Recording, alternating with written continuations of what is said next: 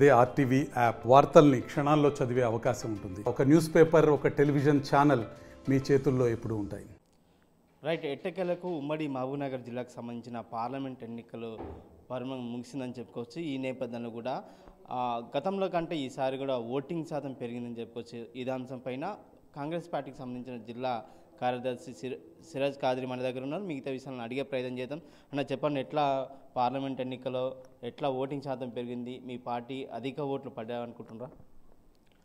తప్పకుండా రేవంత్ రెడ్డి గారి నాయకత్వంలో సార్వత్రిక ఎన్నికల లోపల పార్లమెంట్ ఎన్నికల్లో వంశీచందర్ రెడ్డి అనే మా అభ్యర్థి సౌమ్యుడు, యువకుడు, ఎన్ఎస్యుఐ యూత్ కాంగ్రెస్ నుంచి అంచెలంచెలుగా ఎదుగుతూ ఏఐసిసి సిడబ్ల్యూసిలో స్థానం సంపాదించిన నాయకుడు కాబట్టి ప్రజలకు సేవ చేయాలనే దృక్పథంతో కంకణ నిబద్ధనుడై ఇక్కడ వచ్చి పోటీ చేయడం జరుగుతుంది. కాబట్టి ఆ పోటీలో భాగంగా మహబూబ్ నగర్ పార్లమెంట్లో మరీ ముఖ్యంగా మనందరి ప్రియతమ నాయకుడు, ఈ రాష్ట్ర ముఖ్యమంత్రి వర్యులు రేవంత్ రెడ్డి గారి నాయకత్వంలో ఈ లోక్సభ ఎన్నికలు జరగడంలో ఖచ్చితంగా మహబూబ్ నగర్ పార్లమెంటుకు సంబంధించినటువంటి ఓటర్సు రేవంత్ రెడ్డి గారి పక్షాన పూర్తి స్థాయిలో నిలబడ్డారని చెప్పి ఆశిస్తూ ఉన్నాం. రైట్. ముఖ్యంగా ఈ పార్లమెంట్ నియోజకవర్గాల్లో 7 నియోజకవర్గాల్లో కూడా దాదాపు బీజేపీ వర్సెస్ అండ్ కాంగ్రెసే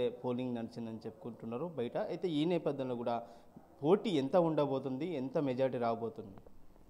ఖచ్చితంగా అన్న, ఎందుకంటే పార్లమెంట్ ఎన్నికల్లో బీజేపీకి కాంగ్రెస్కు మధ్యనే పోటీ జరిగింది. ఇక్కడ బీఆర్ఎస్ అనే పార్టీ లేదు పోటీలో. కాబట్టి ఇక రెండే జాతీయ పార్టీలు పోటీలో ఉన్నాయి. కాబట్టి ఖచ్చితంగా మాకు 1,00,000 మెజార్టీతో మా రేవంత్ రెడ్డి గారి నాయకత్వంలో చల్లా వంశీచంద్ర రెడ్డి గారు భారీ మెజార్టీతోనే గెలుస్తూ ఉన్నారు. అయితే ముఖ్యంగా మహబూబ్ నగర్లో ఏదైతే పార్లమెంట్ ఎన్నికల నియోజకవర్గం ఉందో, ఈ నియోజకవర్గంలో దాదాపు మక్తల్, నారంపేట్, కొడంగల్ ప్రాంతం అంతా కూడా బీజేపీకి ఓట్లు పడే అవకాశాలు ఉన్నాయి. ఖచ్చితంగా క్రాస్ ఓటింగ్ బీఆర్ఎస్ ఓట్లు పడ్డాయని అంటున్నారు. ఎంతవరకు నిజం? ఉండొచ్చు. ఎంత క్రాస్ ఓటింగ్ అయినా కూడా బీఆర్ఎస్కు సంబంధించినటువంటి నాయకులు కానీ, కార్యకర్తలు కానీ మా మనుగడ ఉన్నది కాంగ్రెస్లోనే. కాబట్టి వచ్చే రోజుల్లో కాంగ్రెస్ పార్టీ ఇక్కడ అధికారంలో ఉంది రాష్ట్రంలో. కాబట్టి కాంగ్రెస్ పార్టీకి ఓటేస్తేనే న్యాయం జరుగుతుంది. ఏదైతే పేదల కొరకు సంక్షేమ పథకాలు కానీ, ఏదైతే జాతీయ స్థాయిలో 5 న్యాయ్ 25 గ్యారంటీ అనే ఏవైతే స్కీమ్స్ ఉన్నాయో రాహుల్ గాంధీ గారి నాయకత్వంలో ఈ ప్రవేశపెట్టినటువంటి పథకాలు ఖచ్చితంగా దీన్ని ప్రజలు ఏకీభవించి ఖచ్చితంగా కాంగ్రెస్ పార్టీకి ఓటేసి భారీ మెజార్టీతో వంశీచంద్ర రెడ్డిని గెలిపిస్తారని ఆశిస్తున్నాం. రైట్. ఒకవేళ పాలమూరులో కూడా పార్లమెంటు గడ్డపైన కాంగ్రెస్ పార్టీ విజయకేతను ఎగురవేస్తే మీరైతే మేనిఫెస్టో తీసుకొచ్చే అంశాలపైన కూడా సంక్షేమ పథకాలు నెరవేరుస్తారా? ఖచ్చితంగా నిర్వహిస్తాం. గత 10 ఏళ్ళకెళ్ళి బీజేపీ పాలనను ప్రజలు దగ్గర నుంచి చూశారు. ప్రజలు ఓట్లేసి 2 పర్యాయాలు వాళ్ళని గెలిపించి చూశారు. కాబట్టి ఈసారి మొన్నటికి మొన్న ఈ తెలంగాణ రాష్ట్రంలో కూడా బీఆర్ఎస్ పార్టీని అంతమోదించి కాంగ్రెస్ పార్టీకి అవకాశం ఇచ్చారు. జాతీయ స్థాయిలో ఇప్పుడు కాంగ్రెస్ పార్టీ అవసరం ఉన్నది అనేది ప్రజలు గుర్తించారు కూడా. కానీ దానికి సంబంధించే ఈరోజు 5 న్యాయ్ 25 గ్యారెంటీ అనే స్కీమ్స్ కూడా పేద ప్రజలకు గుండెలకు అత్తుకునేటటువంటి స్కీమ్స్ ఉన్నాయి. కాబట్టి ఇంకొకటి, ఎవరికైనా కూడా 10 ఏళ్ళు అవకాశం ఇచ్చి చూశారు, ఒక ఉద్యోగం ఇవ్వలేదు నిరుద్యోగులకు. ఎక్కడేసిన గొంగడి అక్కడనేది పరిపాలన లోపల అన్నీ అమ్ముకుంటా ఉన్నారు. ఈరోజు భారతదేశాన్ని మళ్ళీ వస్తే మోడీ గారు ఈ భారతదేశాన్నే అమ్మేస్తారనే భావన ప్రజల లోపల ఉంది. కాబట్టి ఖచ్చితంగా కాంగ్రెస్ పార్టీకి ఆ ఆదరణ వచ్చింది, ఇండియా కూటమికి ఆ ఆదరణ లభిస్తూ ఉన్నది. ఎక్కడికక్కడ మీరు ఇప్పటికే 5-6 విడతలు అయిపోయింది ఎలక్షను. ఆ ఎన్నికల్లో చూడండి, ఎక్కడ చూసినా ఇండియా కూటమిదే పైచేయి ఉంది. మోడీ గారు కళ్ళబొల్లి మాటలు చెప్పి ఈరోజు గుడి పేరు మీద, రాముని పేరు మీద ఓట్లు అడుగుతూ ఉన్నారు. కానీ ఇది ఎంతవరకు అభివృద్ధి, మేము 10 ఏళ్లలో ఈ అభివృద్ధి చేసినామని ముందుకొచ్చి ఎందుకు అడుగుతలేరు? ఓన్లీ ఒక శ్రీరాముని గుడి కట్టి గుడి పేరు మీద ఈరోజు ఓట్లు అడుగుతూ ఉన్నారు.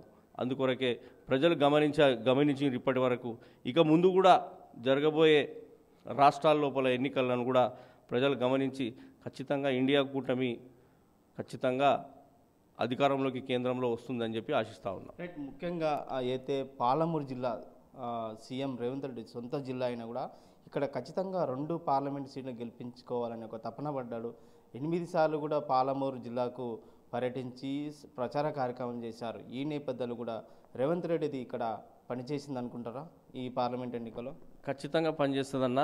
పాలమూరు ముద్దు బిడ్డ, ఈ గడ్డలో పుట్టినటువంటి బిడ్డ ఈ గడ్డకు రుణం తీర్చుకోవాలనే కసితో అంచెలంచెగా ఎదుర్కొంటూ ఈరోజు ముఖ్యమంత్రి అయింది కాబట్టి మరి ముఖ్యమంత్రి గౌరవాన్ని కాపాడుకునే బాధ్యత కూడా ఈ పాలమూరు పార్లమెంట్ మహబూబ్ నగర్ ఉమ్మడి జిల్లాకు కూడా ఖచ్చితంగా అవసరం ఉంది కాబట్టి ఖచ్చితంగా రేవంత్ రెడ్డి గారి ఆత్మగౌరవం ఈ మహబూబ్ నగర్ పాలమూరు ప్రజల అభివృద్ధి కొరకన్నా ఖచ్చితంగా మనం గెలిపించుకోవాలి.